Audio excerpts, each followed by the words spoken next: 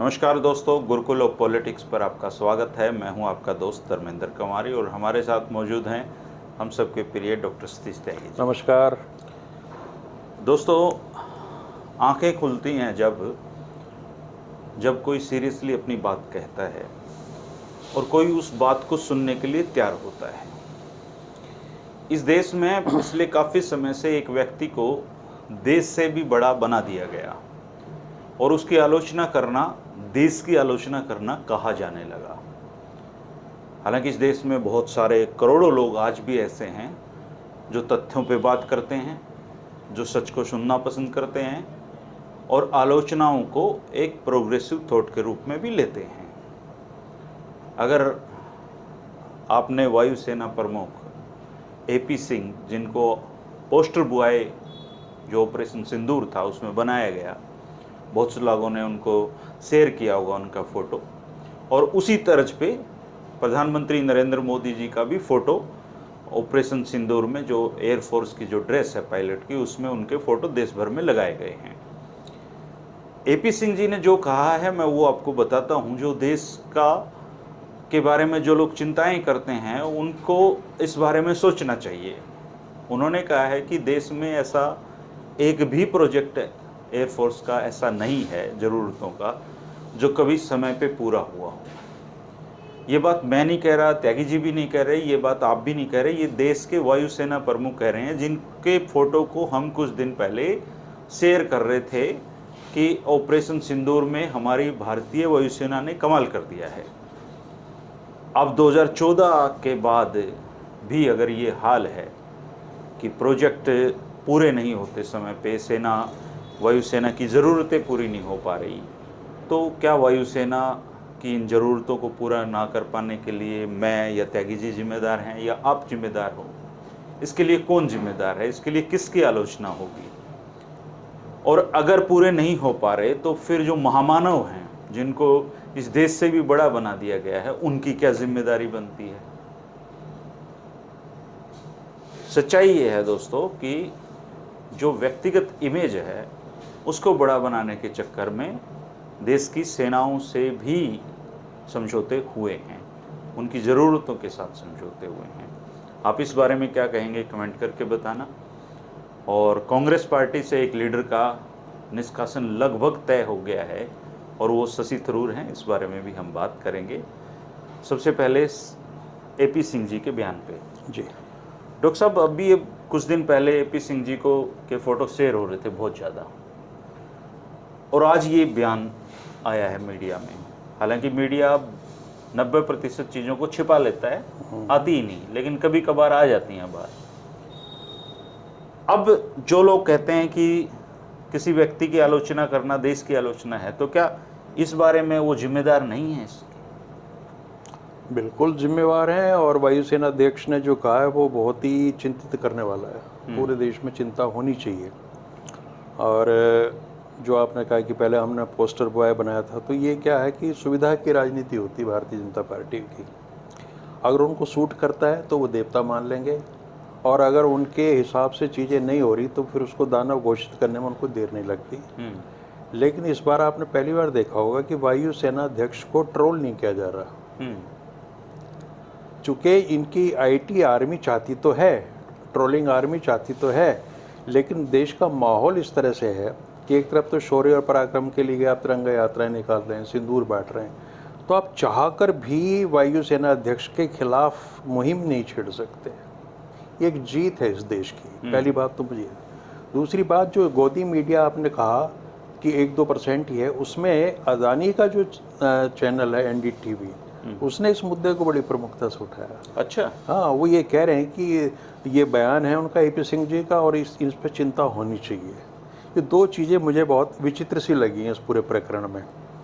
और पहली बार शायद भारत के सैन्य इतिहास में, और वैसे भी अगर कहूँ तो पहली बार किसी वायुसेना अध्यक्ष ने, चीफ मार्शल ने ये चिंता जाहिर की। और जिस समय की, जो मेरी सूचना है कि राजनाथ सिंह मंच पे थे और वो बड़े असहज हो रहे थे। और अगर आप देश के सामने सच्चाई स्वीकार नहीं करोगे तो ये भी एक बहुत बड़ा विश्वासघात है। एपी सिंह जी ने अपना राष्ट्रीय कर्तव्य मानते हुए, अपनी नैतिक ड्यूटी मानते हुए इस चीज़ को स्वीकार किया और बहुत ही सधे हुए और सहज शब्दों में उन्होंने अपनी बात कही है कि हमारे जो भी डिफेंस के प्रोजेक्ट हैं वो कभी टाइम पे पूरे नहीं होते, हमें केवल उन पर हस्ताक्षर करने की तो जल्दी होती है, वो किए और उसके बाद में खत्म बात। बरसों बरस हो जाते हैं। तो ये जो ढील है, ये जो लैक्सिटी है इस चीज़ में सेना के मामलों में कम से कम, या जो आप प्रोक्योरमेंट कर रहे हैं सैनिक हथियारों की, उसके मामले में अगर इस तरह की चीज़ें हैं तो बहुत ही ये चिंताजनक चीज़ है और इसको एकदम सरकार को प्रायोरिटी पे लेना चाहिए। देखिए, वायुसेना हमारी हमेशा से बड़ी ताकत रही है। थल सेना में तो चलिए हमारी सेना बहुत बड़ी है, बट किसी भी युद्ध में आप देख लीजिए, चाहे 1971 का हो या कभी हो, सबसे बड़ी भूमिका हमारी वायुसेना की रही है जी। और वायुसेना पे हमारी न केवल हम नाच करते हैं बल्कि दुनिया में भी उसकी गणना की जाती है। अगर वहाँ ये स्थिति है तो आप सोच के देखिए कि कितनी खतरनाक स्थिति है। और थैंक गॉड कि जैसा भी था 3 दिन युद्ध हो गया तो बहुत सारी चीज़ें सामने आ गई और इसके बहाने में तो इसको कहते हैं ना ब्लेसिंग इन डिस्गाइज, कि कई बार आप गलत तरीके से चीज़ें करते हैं लेकिन उसमें कोई सही चीज़ निकल आती है। तो भारत की सैन्य तैयारी और उनकी एयरफोर्स की स्थिति या थल सेना की और नौसेना की, सबकी इसको एक नए तरीके से समझने की और उसकी कमियां ढूंढने का एक मौका हमें मिला है ताकि भविष्य में इस तरह की चीज़ें ना हों। और जैसे अभी थल सेनाध्यक्ष ने भी ये कहा था कि जो भर्ती है वो 1,80,000 कितनी हो जानी चाहिए, वो कम हो गई है। अग्निवीर तो थल सेना के मामले में आपकी भर्ती कम है और जो वैकल्पिक रूप से आप कर रहे हैं अग्निवीर, उसकी प्रभावशीलता आपने देख ली है, उसका विरोध सेना में भी है। वायुसेना की स्थिति है, नौसेना के बारे में अभी कोई चीज़ आई नहीं है। तो इसको, ये राष्ट्रीय मुद्दा है, इसको अगर भक्ति भाव से आप देखेंगे कि मोदी जी ने ये भी ठीक किया है, तो ये देश के लिए आपका जो कर्तव्य है उसमें आप कहीं ना कहीं कोताही बरतेंगे। तो मैं तो, हमारे जो दर्शक हैं या जो इस तरह की बातें करते हैं उस तरह कि भाई ये मोदी जी का विरोध है, इन सारी चीज़ों से ऊपर उठ के उन्हें ये सोचना पड़ेगा कि देश तो सर्वोपरि है। देखिए, इस देश में किसी ने भी ये नहीं कहा कि मैं देश से ऊपर हूँ, चाहे वो नेहरू हो जो सबसे लोकप्रिय नेता रहे थे अपने टाइम में, और इवन अटल जी ने भी ये चीज़ नहीं कही और मोदी जी ने ये नई शुरुआत कर दी है। लेकिन सब सारे के सारे प्रधानमंत्री हो, राष्ट्रपति हो, सब माँ भारती के बेटे हैं जैसा मोदी जी कहते हैं, और बेटा कभी माँ से बड़ा तो नहीं हो सकता। जी बिल्कुल। और माँ की सुरक्षा का दायित्व भी बेटों के ऊपर ही है।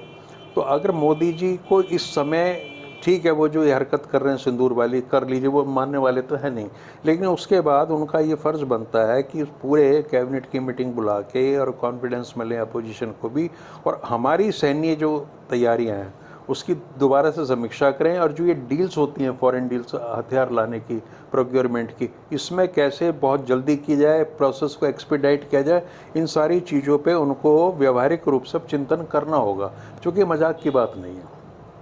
और देश में अब मैं बता दूं आपको, वो वाला रुतबा मोदी जी का नहीं रहा। सैन्य मामलों में हमारी आर्मी को लेकर लोग बहुत सेंसिटिव हैं, बहुत ज़्यादा। सेना की हमने हमेशा इज्जत की है, आज भी लोग इज्जत करते हैं और उससे हमारी बड़ी उम्मीदें हैं। और मैं समझ नहीं आ रहा कि आपने ध्यान दिया होगा, एक बार मोदी जी ने कहा था कि भाई जब मैं देखता हूँ विदेशों में सैनिक जाते हैं, एयरपोर्ट पर आते हैं तो लोग उठ के तालियां बजाते हैं उनके स्वागत में, है ना। कोई रील देखी होगी। हाँ, तो एक ऐसा प्रधानमंत्री जो इस दृष्टि से सोचता है, ये बात भी पहले किसी पीएम ने नहीं कही थी, तो वहाँ तो जन में ये चीज़ होनी चाहिए। और मैं तो कहता हूँ देश के हर नागरिक को सैनिक ट्रेनिंग दी जाए, युवाओं को भी दी जाए सारी की सारी। तो इस समय हमारी रक्षा तैयारियों की समीक्षा करने का सबसे बेहतर समय है ये। चूँकि एक कोई 11 आदमी बात करे तो करे, लेकिन एक वायुसेना अध्यक्ष जिसकी इंटेग्रिटी कतई डाउटफुल है और जो देश के प्रति समर्पित है, और उनका आज कहीं मैं डायलॉग पढ़ रहा था कि वो सलमान खान के अंदाज में उन्होंने कहा था कि मैं जो एक बार कमिट कर लेता हूँ फिर मैं अपनी भी नहीं सुनता। हाँ, बिल्कुल, उनकी इंटीग्रिटी पे तो है ना। हाँ। सवाल भी नहीं उठाया जा सकते, देश के सबसे बड़े नायक तो इतने एक शानदार हमारे हीरो ने अगर ये बात कही है तो उस पर गंभीरता से विचार होना चाहिए। ये बात तो तब है सर जब राफेल का सच अभी बाहर नहीं आया है। अगर एपी सिंह जी ने केवल तैयारियों पे बोला है तो सरकार को संजीदगी से हमारी सेना की जरूरतों को पूरा करना चाहिए। राफेल के मामले में आप देखिए कि जो कंपनी है जिससे आपने राफेल लिया है वो आपको सोर्स कोड नहीं दे रही अभी तक। उन्होंने ये प्रस्ताव रखा कि इन्होंने कहा कि उनका ये मानना है फ्रांस की कंपनी का कि आपकी जो मेंटेनेंस है वो कमज़ोर है। ये भी विदेशी कंपनी बता रही है। अच्छा। हमारे राफेल में कोई कमी नहीं है, राफेल का शेयर भी नीचे गिर गया था, तो उन्होंने कहा कि हम अपने ऑडिटर्स भेजेंगे और हम देखेंगे कि आपके यहाँ मेंटेनेंस किस तरह से होती है। नंबर 2, उन्होंने ये भी कहा कि आपके जो पायलट्स हैं वो राफेल को चलाने में बहुत ज़्यादा उतनी एक्सपर्टीज़ उनकी नहीं है। तो इन 2 मुद्दों पे वहाँ की वो सेना कंपनी ये काम करना चाहती थी, लेकिन भारत सरकार ने उन्हें मना कर दिया, अनुमति नहीं दी। अनुमति नहीं दी। मेरी समझ नहीं आता इसमें अनुमति देने में क्या है कि एक पार्टी है जो आपको चीज़ें बेच रही है, सामान बेचा है, वो देखना चाहते हैं मेंटेनेंस कैसे तो कर कहाँ है, तो उसको इजाज़त देनी चाहिए। तो राफेल के मामले में भी सोर्स कोड ना देना और इस तरह की जो चीज़ें हुई हैं उनके ऑडिट वगैरह की, ये भी बहुत गंभीर विषय हैं। इस पर को भी सरकार को अपनी प्रतिष्ठा का प्रश्न ना बनाए। वो हमारे लिए एक दुकानदार है जिससे हमने सामान लिया, और अगर वो देखना चाहता है कि रख रखाव की क्या स्थिति है तो उसको ये परमिशन देनी चाहिए। दूसरा सर जी। शशि थरूर कांग्रेस पार्टी में सांसद हैं और उनकी जो योग्यताएं हैं वो कई पैमानों पे उतारी जाती हैं, और मोदी जी ने उनको बाईपास करके वहाँ पे भेजा। पर अब ऐसा लग रहा है शशि थरूर जी का तो दिन हो गए हैं पूरे कांग्रेस में, तो बीजेपी में क्या करने वाले हैं वो? देखिए, हमने अभी शायद 2-3 दिन पहले एक वीडियो बनाया था और उसमें हमने कहा था कि शशि थरूर को पे शक नहीं करना चाहिए, क्योंकि उन्होंने एक अपनी बातचीत में वहाँ जो भी भाषण दिया होगा विदेश में, वो ऐसा लगा था कि वो मोदी जी की सरकार की कमियां सी निकाल रहे थे। और हमने तब ये कहा था कि ये तो कांग्रेस की भाषा बोल रहे हैं, और ये और मीडिया क्षेत्रों में भी इस तरह की बात थी। लेकिन बाद में अब जिस रूप में वो आ गए हैं, उससे लग रहा है कि शायद वो जो पहली वाली उनकी घटना थी वो एक माहौल बनाने के लिए थी, और अब तो उन्होंने बिल्कुल साफ ये कह दिया कि 2014 के बाद ये पहली स्ट्राइक हुई है। हालांकि उन्होंने सफाई देते हुए कहा कि मेरा आशय ये नहीं था कहने का, 1971 के या जो युद्ध हुए हैं वो एक अलग स्थिति है, सर्जिकल स्ट्राइक की बात थी। लेकिन आपको पता होगा कि 2008 और 2014 के बीच जितनी स्ट्राइक हुई है उसका ब्यौरा जनरल हुड्डा ने दिया था एक बार। तो सर्जिकल स्ट्राइक कोई नई चीज़ नहीं है, लेकिन नया ये है कि सर्जिकल स्ट्राइक पे आप राजनीति करें, पॉलिटिकल माइलेज लेना और उसको भुनाना, ये चीज़ पहली बार हुई है। तो शशि थरूर को इसमें पहली बार पोस्टर लगे हैं ऑपरेशन सिंदूर। शशि थरूर बड़े नेता हैं। अब कांग्रेस अध्यक्ष का चुनाव लड़ा उन्होंने सोनिया जी के सामने, उसके अपने खड़गे जी के सामने, एक तरीके से सोनिया जी के सामने था। तो उनको ये करना चाहिए था कि, और मंत्री भी वो रहे हैं और विदेश यूएनओ में भी रहे हैं, तो उनको तो इस बात की जानकारी होनी चाहिए। अपनी किताबों में उसका बार बार उन्होंने जिक्र भी किया जो लिखी हैं कि कई बार इस तरीके की सर्जिकल स्ट्राइक हुई है, लेकिन अब वो पूरी तरह नकार रहे हैं। तो मुझे ये लग रहा है कि शायद वो तैयारी उनकी हो गई है भारतीय जनता पार्टी से बाहर जाने की, मतलब कांग्रेस से बाहर जाने की। और अब चूंकि अभी वो विदेश में है तो शायद कांग्रेस इंतज़ार कर रही कि जैसे ही वो भारत में आएंगे उनको रास्ता दिखा दिया जाएगा। देखिए, बात यह है कि केवल अंग्रेजी बोलना किसी आदमी की कॉम्पिटेंस का उदाहरण नहीं हो सकता।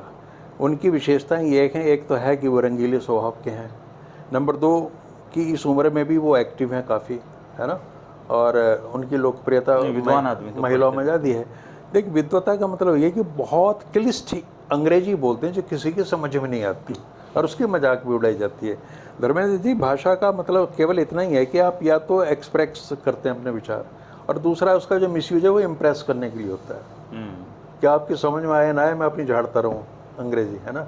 तो शशि थरूर उस टाइप के आदमी हैं, वो इम्प्रेस करने के लिए बोलते हैं, बहुत डिफ़िकल्ट लैंग्वेज। ये ठीक है, उनका बड़ा एक्सपोजर है विदेशी मामलों में, लेकिन भारत में ये सारी चीज़ें नहीं चलती। तो योग्यता अपनी जगह है, और अपनी जो कर्तव्य निष्ठता है वो एक अपनी अलग सी चीज़ है। तो कांग्रेस पार्टी में रहते हुए या तो वो चले जाएं, बाहर चले जाएं, कोई बात नहीं है, लेकिन पार्टी के भीतर रहकर अगर आप पार्टी को कमज़ोर करेंगे इस तरह से, तो उसका खामियाजा तो भुगतना पड़ेगा। हालांकि राहुल गांधी पूछ गए हैं सर, हाँ, और वो उन लोगों के पास गए हैं जो इस जो भारत पाकिस्तान का जो टसल था, हाँ, इसमें बहुत सारे लोगों के घर गिर गए, बहुत सारे लोगों के घर से लोग चले गए। देखिए, बतौर पहली बार वो मतलब गए हैं वहाँ पे। बतौर विपक्षी नेता राहुल गांधी अपनी ड्यूटी में कहीं भी फेल नहीं हुए। कभी आपने देखा जो मोदी जी हैं वो तो नहीं गए कहीं भी, वो जिन परिवारों के 26 लोग मरे उनका भी दुख जानने की उन्होंने कोशिश नहीं करी, और मणिपुर इतने दिनों से चल रहा वो वहाँ भी नहीं जा रहे। तो ये चीज़ भी बड़ा अजीब विचित्र लगता है कि एक प्रधानमंत्री जिससे उम्मीद की जाती है कि वो दुख दर्द में जनता के साथ खड़ा होगा, और इस तरह का व्यवहार वो करने लगते हैं। तो ये भी बड़ी चिंताजनक स्थिति है, लेकिन आप चिंता कहाँ तक जताएंगे? यहाँ तो और सारा उन्होंने सारा ये कहा माहौल कि ही इनका जो चिंताजनक पुनर्वास है हाँ वो करना हमारा मतलब राहत नहीं है, फर्ज है, हाँ, बिल्कुल करना बिल्कुल। चाहिए हमें। करना नेशनल ड्यूटी है हमारी, बिल्कुल करना चाहिए। और अब जितना ताम झाम और जितना खर्चा इस तिरंगा इस यात्रा पे आपने किया है या ऑपरेशन सिंदूर पे होगा, अगर आप ये ना भी करते और विनम्रता से सारी चीज़ों को स्वीकार करते और जो पीड़ित परिवार है उनकी मदद कर पाते, ठीक है, या भविष्य के लिए कोई ऐसी निधि और तैयार करते कि भाई इस तरह के लोग जो शहीद हो जाते हैं ऐसे मामलों में, तो हम उनको बड़े पैमाने पर उनकी मदद कर पाएँ, तो वो सारी चीज़ें तो हो नहीं रही। तो केवल और केवल पॉलिटिकल माइलेज लेना। और आप देखिए कि आज वो पहले सिक्किम गए थे, वहाँ से लौट आए, बंगाल गए हैं, वहाँ पे जाकर उन्होंने राजनीतिक बातें की हैं। और पटना में जो उनका रोड शो था 6 किलोमीटर का पटना बताते में हैं, तो नीतीश कहते हैं कि कुमार वहाँ जी तो हाँ अटल बिहारी को ही याद कर रहे थे, वो भूल गए कि नरेंद्र मोदी प्रधानमंत्री है तो देश वो के। सारा मामला फुस हो गया, चूंकि वहाँ भीड़ ही नहीं जुटी।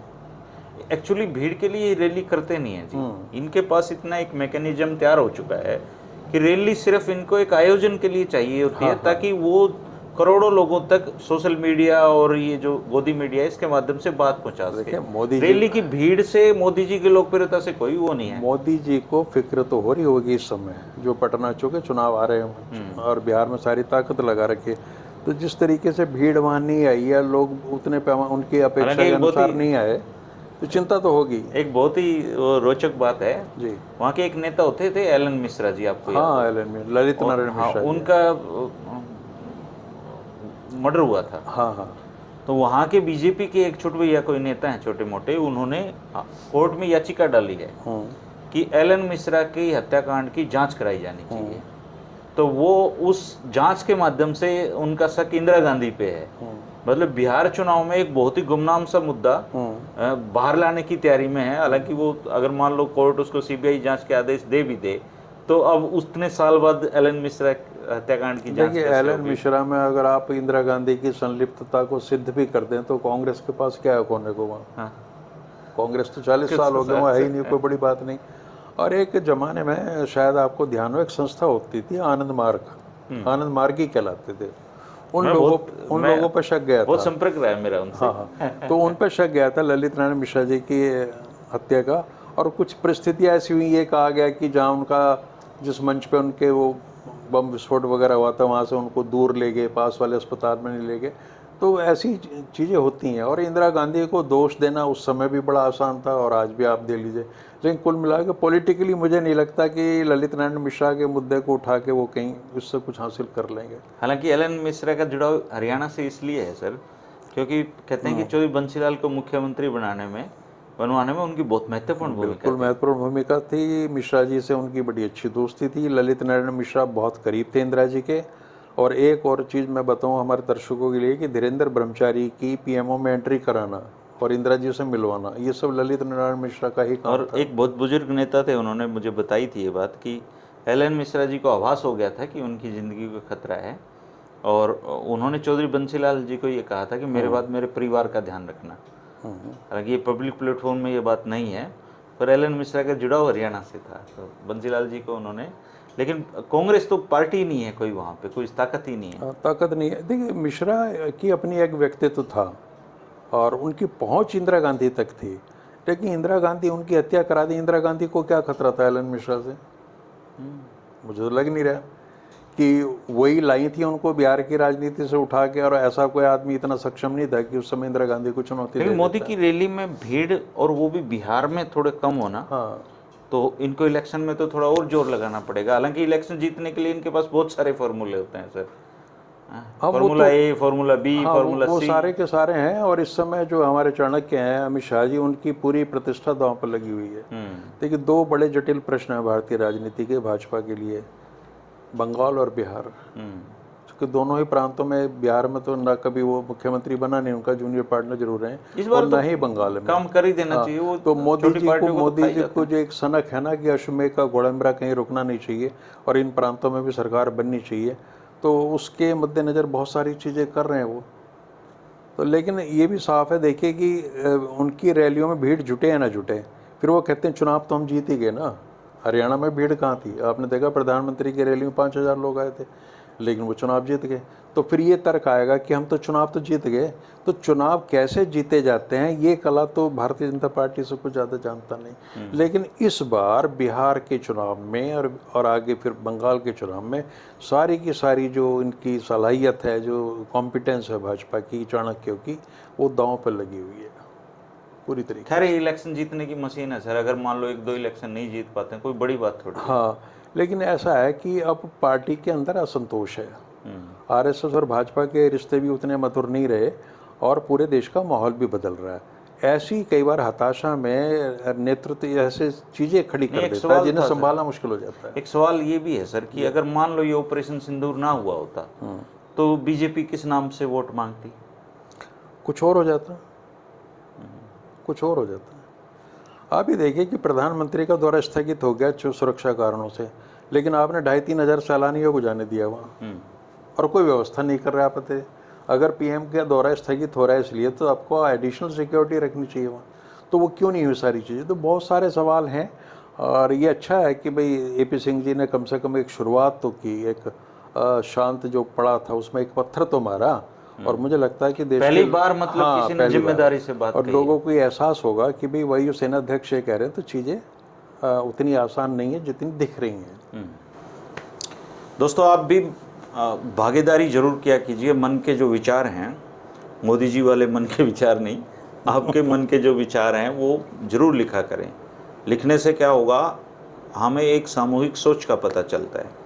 जो साथी मोदी जी के भक्त हैं वो भी अपने मन के विचार जरूर प्रकट किया करो, क्योंकि एक दिन ऐसा आएगा अगर आप ठीक चैनल देखते रहेंगे तो आपकी आंखें खुलेंगी एक दिन। हाँ, बहुत सारे साथी हमारे साथ ऐसे जुड़े हैं जो शुरुआत में कुछ और सोचा करते थे, लेकिन जब उनको सच पता चला तो वो देश के साथ हो लिए। तो सब लोगों का स्वागत है, यहाँ पे अपने विचार जरूर प्रकट करा करें। और शुक्रिया आपका। अगर आप पहली बार चैनल से जुड़े हैं तो चैनल को सब्सक्राइब कर लें। पुराने साथी तो अपनी दोस्ती बनाए रखें। और बहुत सारे साथी ऐसे हैं जो हमारे चैनल का ज्वाइन बटन जिन्होंने दबाया है, और ये वो लोग हैं जिन्होंने बिना किसी चाह के हमारा सपोर्ट किया है हमेशा, और हम इनके लिए कुछ स्पेशल भी नहीं कर पाए। तो आज मैं इनका सबका थैंक्स करता हूँ कि आप सब लोग इतना जुड़ाव हमसे रखते हैं, और यही ताकत है कि हम तमाम परिस्थितियों को सहन करते हुए भी सच को आपके बीच लाने की कोशिश करते हैं। शुक्रिया, नमस्कार। नमस्कार।